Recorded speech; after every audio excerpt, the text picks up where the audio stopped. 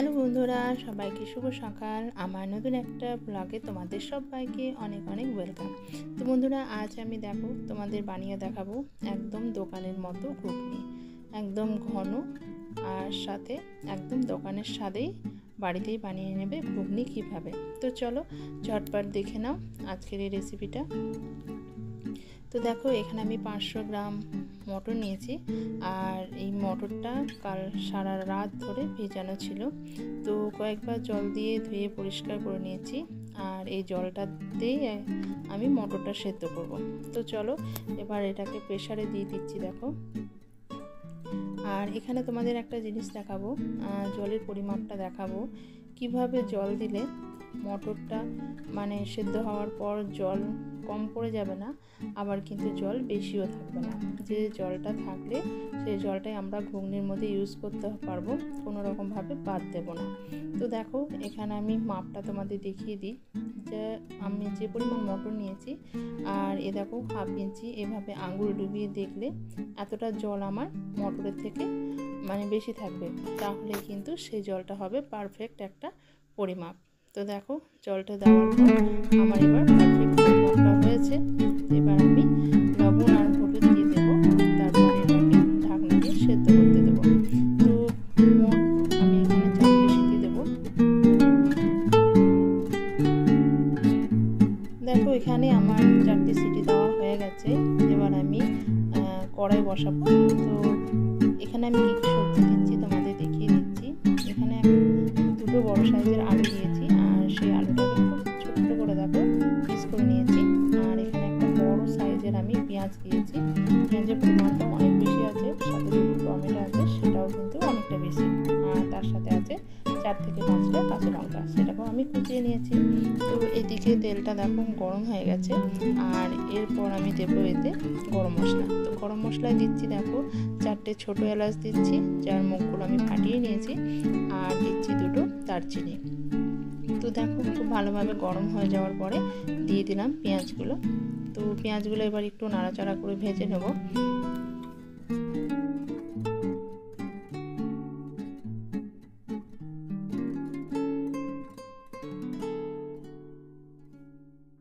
তো দেখো, পেঁয়াজগুলো আমার হালকা ভাজা হয়ে গেছে, খুব বেশি আমি ভাজবো না, কারণ এই যে আলুগুলো দিয়ে দিলাম, আলুগুলো আমি এই তেলে নাড়াচাড়া করে সেদ্ধ করব। তো বেশি পেঁয়াজটা ভাজলে কিন্তু আলু সেদ্ধ করতে হলে পেঁয়াজটা পুড়ে যাবে, তাই হালকা করে পেঁয়াজটা ভাজলাম। আর এরপরে আলুগুলো দেখো এখানে নাড়াচাড়া করে আমি মোটামুটি হালকা সেদ্ধ করেই নেব। তো দেখো,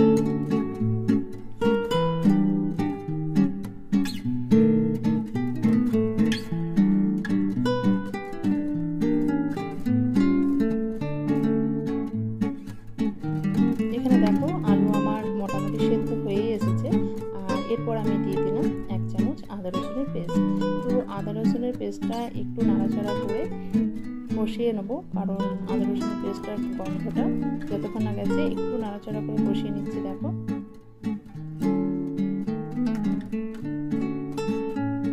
আলু মোটামুটি দেখো একদম সেদ্ধ হয়ে গেছে। আর এরপর আমি দিয়ে দেবো কুচিয়ে রাখা টমেটোগুলো, আর সাথে কুচিয়ে রাখা লঙ্কাগুলো। তো এগুলো একটু নাড়াচাড়া করে কষিয়ে নেব।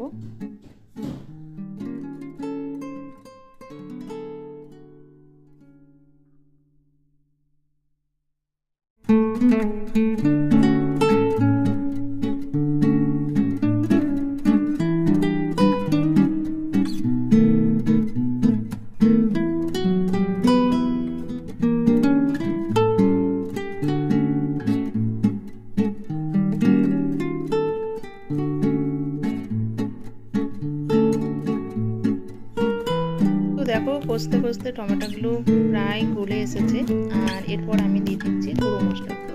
তো আমি এখানে গুঁড়ো মশলা ব্যবহার করেছি, লবণটা দিইনি, যেহেতু মটর সেদ্ধর সময় লবণ আর হলুদটা দেওয়া ছিল।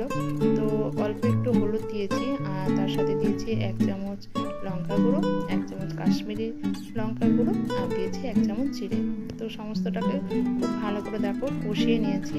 আর এদিকে মটরটাও দেখো আমার খুব সুন্দর গলা গলাভাবে সেদ্ধ হয়েছে, যেটা একদম দোকানের মতো হয়।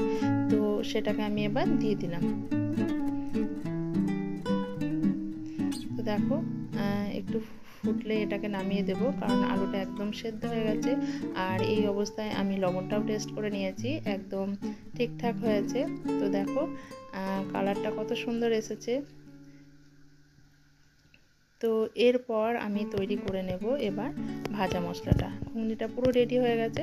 এবার ভাজা মশলাটা রেডি করার জন্য দেখো কড়াইয়ে আমি 2টো শুকনো লঙ্কা আগে দিয়েছি, সেটাকে একটুখানি ভেজে নিয়েছি। তারপর দিয়েছি 1 চামচ জিরে, 1 চামচ ধনে, আর দিয়েছি 1 চামচ মৌরি। তো এটা একদম বেশ ভাজা ভাজা গন্ধ ওঠা পর্যন্ত দেখো খুব ভালো করে নেড়ে চেড়ে ভেজে নেব। আর গ্যাসের ফ্লেমটাও কিন্তু একদম লোতে রেখেছি, না হলে পুড়ে যাবে। তো চলো এটাকে নেড়ে চেড়ে ভেজে নিই আগে।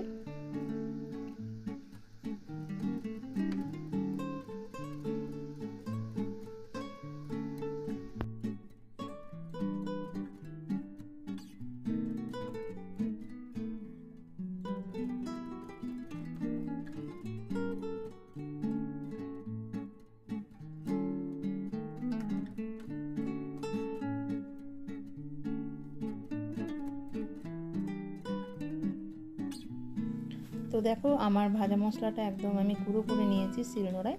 এরপর দিয়ে দিচ্ছি 1 চামচ ভাজা মশলা। তো একটু নাড়াচাড়া করে ঘুগনিটা নামিয়ে দেবো। আর একদম রেডি হয়ে গেছে আমার ঘুগনিটা। তো চলো এবার তোমাদের ঝটপট আমি পরিবেশন করে দেখাচ্ছি ঘুগনিটা কেমন হয়েছে। অবশ্যই তোমরা রেসিপিটা বানাবে, আর প্রত্যেকেই ঘুগনি বানাই, তবে প্রত্যেকেরই টেস্ট কিন্তু একটু আলাদা আলাদা হয়। তো দেখো আমি একটা কাঁচা বাটি নিয়ে নিয়েছি আর ঘুগনিটা পরিবেশন করছি। তো ঘুগনির টেস্ট খুবই সুন্দর হয়েছে বন্ধুরা।